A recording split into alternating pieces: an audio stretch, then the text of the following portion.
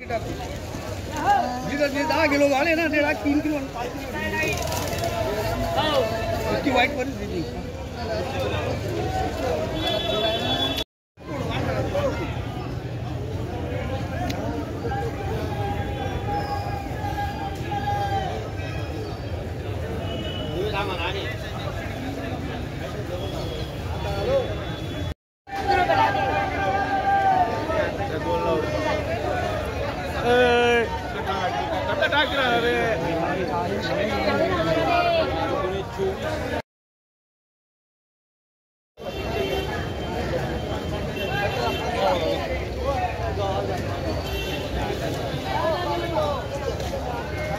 Channel पे देंगे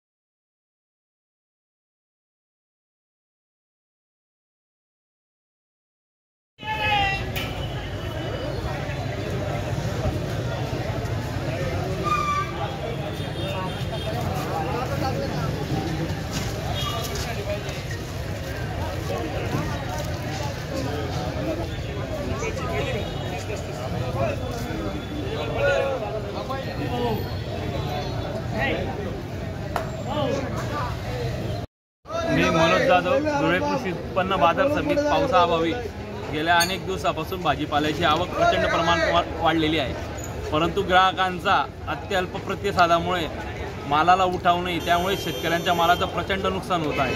त्याचप्रमाणे आता ही जी आलेली अतिवृष्टी आहे त्यामुळे शेतकऱ्याचा माल सडून जाण्याची खूप मोठी शक्यता आहे, त्यामुळे शेतकऱ्याचं अतोनात नुकसान होणार आहे। त्याचप्रमाणे शेतकऱ्यांचं नुकसान झालं तरी व्यापाऱ्यांचंही खूप मोठ्या प्रमाणात नुकसान होत आहे।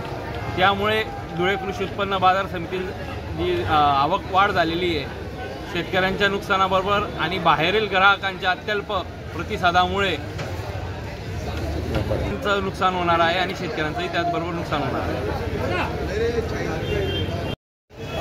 आम्ही धुळे कृषी उत्पन्न बाजार समितीमधून बोलतोय। दिवाळीनंतर यंदा पहिल्याच दिवशी इतकी आवक वाढली आहे, पण एवढी आवक वाढूनसुद्धा इथं गिरायकांचा प्रतिसाद नाही मिळत आणि भाव पण खूप उतरले, त्यामुळे शेतकऱ्यांचे फार वाईट अवस्था झाली आहे। शेतकऱ्यांचं पण खूप नुकसान होत आहे आणि आमचं पण नुकसान होत आहे। म्हणजे अक्षरशः भाडंसुद्धा आणि खर्चसुद्धा निघत नाही शेतकऱ्यांचं। तर हा भाव मिळाला, काहीतरी अशी व्यवस्था झाली पाहिजे की भाव मिळाला पाहिजे शेतकऱ्यांना। भाजीपाला सडाऊ माल आहे आणि तो आज नाही विकला गेला तर दुसऱ्या दिवशी फेकावा लागतो तो सर्व बाहेर, आणि जवळजवळ 4 जिल्ह्यातून माल येतो आमच्या मार्केटमध्ये।